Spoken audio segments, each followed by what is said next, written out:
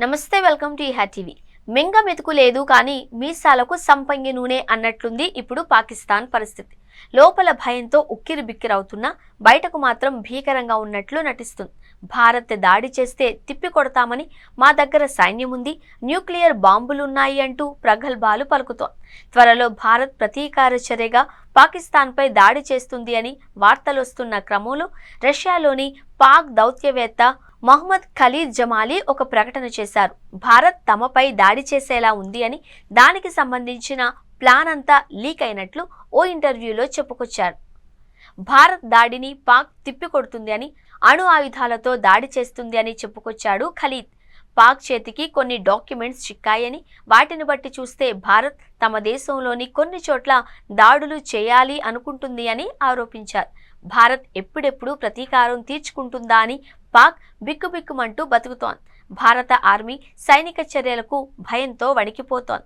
ఈ క్రమంలోనే మే 9లోపు భారత్ సైనిక చర్య ఉంటుంది అని ఓ వార్త వచ్చింది. ప్రధాని మోడీ, రక్షణ మంత్రి రాజ్నాథ్ సింగ్ రష్యా పర్యటన రద్దు చేసుకున్న క్రమంలో భారత్ ఏదో పెద్దదే ప్లాన్ చేసినట్లు అనుమానాలు వ్యక్తమవుతున్నాయి. మే 9న రష్యాలో జరిగే విక్టరీ పరేడ్కు మోడీ, రాజ్నాథ్ సింగ్ వెళ్లాల్సి ఉంది. అయితే ఉన్నపళంగా పర్యటనను రద్దు చేసుకుని రక్షణ సహాయ మంత్రి సంజయ్ను రష్యాకు పంపిస్తున్నారు.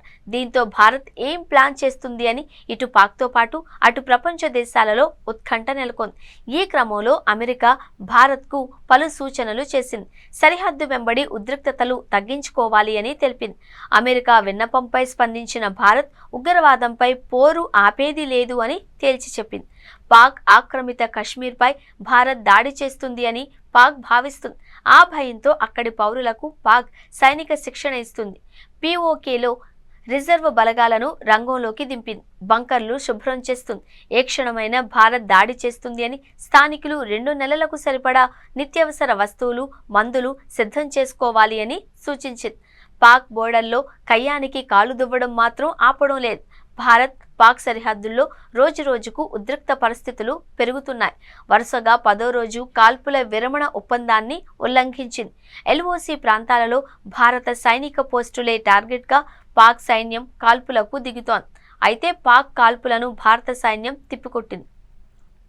ఇదిలా ఉంటే బలూచిస్తాన్ లిబరేషన్ ఆర్మీతో పాకిస్తాన్ అంతర్యుద్ధం ఎదుర్కొంటోంది. బలూచిస్తాన్ను స్వతంత్ర దేశంగా ప్రకటించాలి అని తిరుగుబాటు చేస్తున్నారు. పాక్ సైనికులను హతమార్చుతూ ప్రభుత్వానికి చుక్కలు చూపిస్తున్నారు.